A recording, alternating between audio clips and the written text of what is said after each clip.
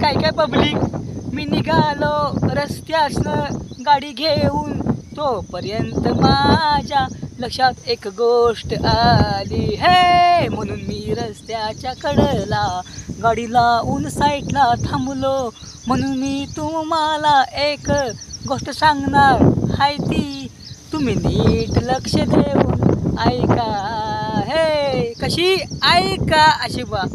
तुम्हाला सांगतो बघा, मस्तपैकी सकाळी उठलो, लोक आंघोळ बिंघोळ केली, जरा वाईस खाल्लं आणि बाहेर पडलो. तुम्हाला सांगतो मी खाल्ल्याशिवाय कधी बाहेर पडलो नाही, नाश्ता केल्याशिवाय.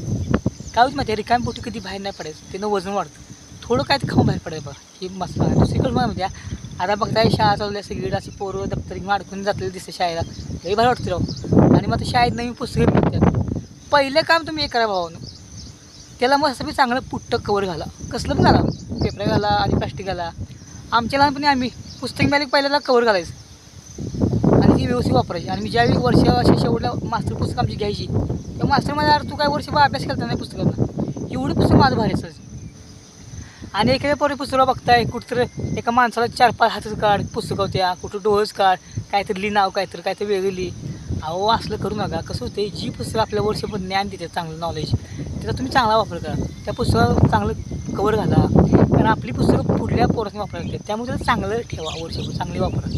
हे मला सांगा बा. चालते, जाऊ का? Bye bye public. भेटू, जरा गडबड आहे हो, जरा गेलं पाहिजे आणि पाऊस फुटला. चालते, बाय बाय.